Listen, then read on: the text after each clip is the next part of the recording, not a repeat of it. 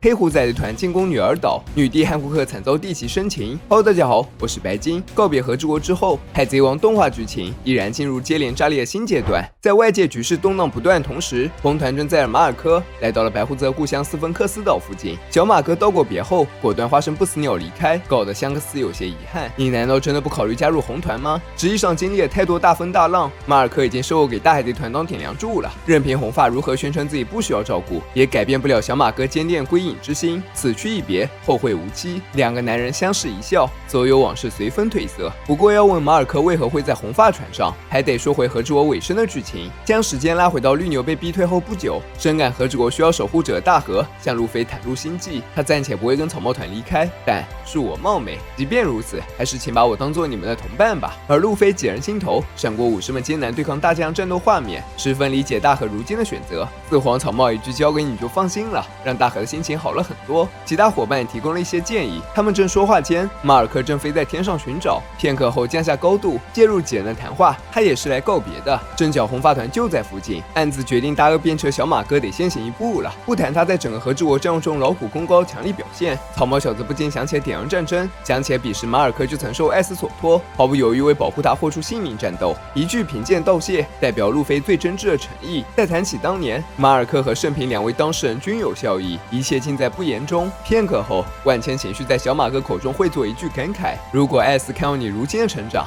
他一定会很高兴的。说完这句，不死鸟一飞冲天。那美好的仗我已经打过，当前路我已经走完，所先道我已经守住，接下来就属于年轻人们的新时代了。回到当下，前白胡子海贼团1号船长马尔科飞向斯芬克斯岛，正式宣告海贼生涯的落幕。再看伟大航路前半段的女儿岛，以因海贼围剿七武海行动变得残破，四处巡视钮婆婆惊叹岛上男性不准入内的规矩被肆意践踏。而受伤的汉库克清楚，只要他还在这里，海军就不会善罢甘休。他好想直接嫁给路飞算了。钮婆婆闻言吐槽：“这不是你一直的想法吗？要弄清楚这场战争的细节。”让我们回到距今几周前，借由安装了海楼蛇外轮船，海军得以大规模越过无分带。他们在近海对岛上进行炮轰，遭到了亚马逊女战士的见证反击。虽说九蛇一方武器看似落后，可全员霸气真不是开玩笑的。军舰桅杆被射断，海军军官被点杀。随而科比一声令下，和平主义者项目终极造物赤天使们正式进入战场。这些身体庞大孩子们背身黑翼，附带神火，力量惊人且拥有远程雷射攻击手段。其中一台和汉库克幼年神模样很相似。眼见赤天使们取得战果，火烧山时刻留意汉库克的动向。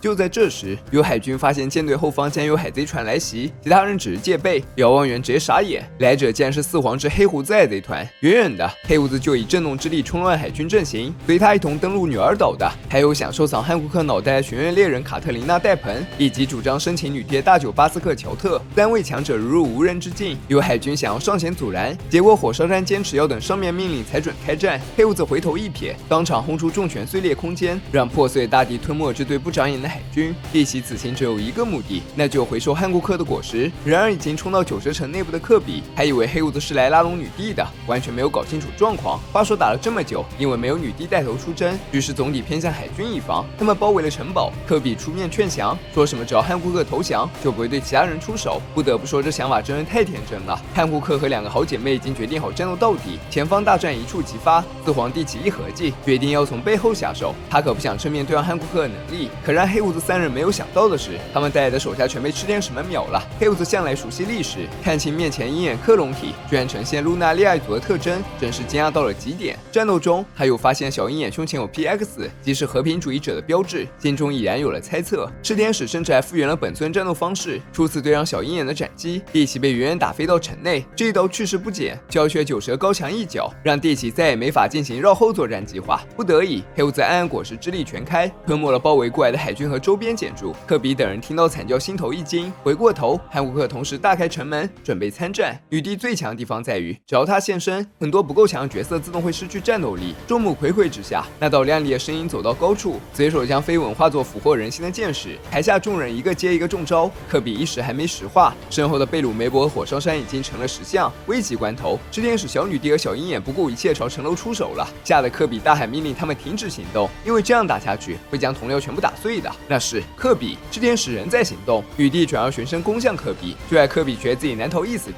际，黑胡子后发制人，紧抓一闪而过的战机，成功将女帝制服，成了这场战争最后胜利者。有了暗暗果实吸收能力的效果在，女帝已无反抗之力。两人的新选手分别为四皇黑胡子36亿9600万贝利，女帝16亿5900万贝利。别看两人差了20亿，黑胡子根本不敢小看汉顾克，因为巴斯克和卡特琳娜戴普已经被石化，甜甜果实秒杀效果简直不讲道理。反观汉顾克被抓住之后倒也不慌，甜甜果实能这么变态，得归功于他的美貌加成。如果杀了他，就别想解除已被石化之人了。就算是下一任甜甜果实能力者也没办法做到。以上就本节全部内容，最后正卡在剧情关键处，新的转机有待下集分解。我是白金，咱们下期再见。